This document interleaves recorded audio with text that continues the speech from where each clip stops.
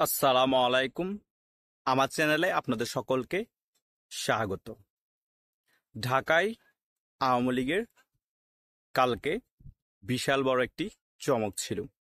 প্রায় ৩৯টা স্পটের মধ্যে আওয়ামী লীগ ঝটিকা মিছিল করেছে এবং বিক্ষোভ করেছে, জয় বাংলা স্লোগানে মুখরিত করেছে এবং ধানমন্ডিতে আওয়ামী লীগের যে কার্যালয় আছে সেই কার্যালয়ের মধ্যে গিয়েও তারা বৈষম্য বিরোধী ছাত্র আন্দোলনের যেসব পোস্টার লাগানো ছিল কার্যালয়ের মধ্যে ওগুলা সব ছিঁড়ে ফেলে ওইখানেও প্রায় আধা ঘন্টার মতো অবস্থান করেছে। এবং গাজীপুরের মধ্যেও বিশাল বড় একটি ঝটিকা মিছিল রাজপথে প্রকম্পিত করেছিল জয় বাংলা স্লোগানে। সেখান থেকে ১৭ জনকে পুলিশ গ্রেপ্তার করা হয়েছে। এখন আসল কথায় আসে। মেইন কথা হচ্ছে, যারা এখন ঢাকার মধ্যে আওয়ামী লীগের হয়ে রাজপথে নামছে জীবনের রিস্ক নিয়ে, পুলিশকে ভয় না পেয়ে, এই সরকারকে ভয় না পেয়ে, তারা যখন জেলে যাবে, যারাই নামতে বলছেন তারা কি তাদের দায় দায়িত্ব নিবেন? তারা যে জেলে যাবে তাদের জামিনের ব্যবস্থা করাবেন? যদি করান এবং তাদের ফ্যামিলি প্রবলেমগুলো দেখেন তাহলে আপনাদেরকে স্যালুট। কিন্তু আপনারা যদি ব্যবহার করে আপনাদের স্বার্থ হাসিলের পর তারা জেলে যাবে এরপরে খবর না নেন, তাদের ফ্যামিলির কি অবস্থা না নেন, তাহলে সামনে আর কেউ এই রিস্ক নিবে না। আপনারা তাদের দায় দায়িত্ব নিতে হবে, জেলে গেলে তাদের জামিনও করাতে হবে। এটা যদি করেন আপনারা তাহলে সামনে মিছিল আরো বেশি বড় হবে। এটা বলার মেন কারণ হচ্ছে, আমার বিভিন্ন ফ্যামিলির সাথে অনেকের সাথে কথা হয়, এইরকম অনেকে জেলে আছে।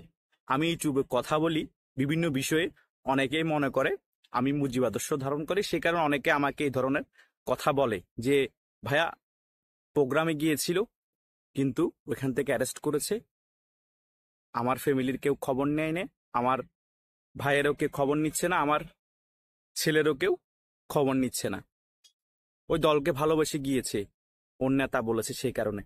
তো সেই কারণে আজকে কথাগুলা বলা। আপনারা যারা সিনিয়র নেতৃবৃন্দ আছেন, যারা অ্যারেস্ট হচ্ছে তাদের খবর নেন এবং তাদের ফ্যামিলির খবর নেন, তাদের কি অবস্থা।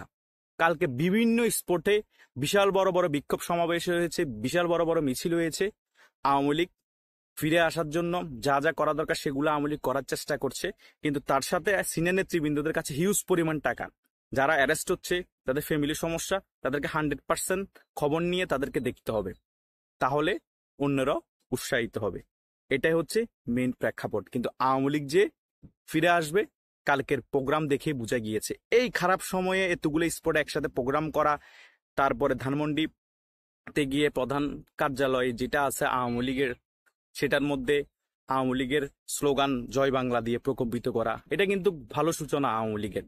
কিছুদিন আগে এভাবে প্রায় 40টা স্পটের উপরে আওয়ামী লীগ একসাথে ঝটিকে মিছিল করেছে, বিক্ষোভ করেছে। এভাবে করে আওয়ামী লীগ আবার ফিরে আসবে। যতই আওয়ামী লীগকে কোণঠাসা করা হবে, কর্নারিং করা হবে, ততই আওয়ামী লীগ শক্তি সঞ্চয় করে ফিরবে। এটা ইতিহাস বলে। বিভিন্ন দেশের মধ্যেও বলেন, বাংলাদেশেও এরকম অনেকবার আওয়ামী লীগকে নিষিদ্ধ করা হয়েছে। আওয়ামী লীগ ঠিকই তার আগের রূপে ফিরে এসেছে এবং জনগণের দলে ফিরে এসেছে। তাই নেতা কর্মীদের খবর নেন এবং যারা অ্যারেস্ট হন নাই তারা তাদের কার্যকলাপ চালিয়ে যান। কিন্তু জনগণের যাতে দুর্ভোগ না হয়, জনগণমুখী কার্যকলাপ চালাতে হবে এবং দেশও জনগণকে নিয়ে রাজনীতি করতে হবে। এটাই হওয়া চাই আওয়ামী লীগের আগামী রাজনীতি। ধন্যবাদ সকলকে।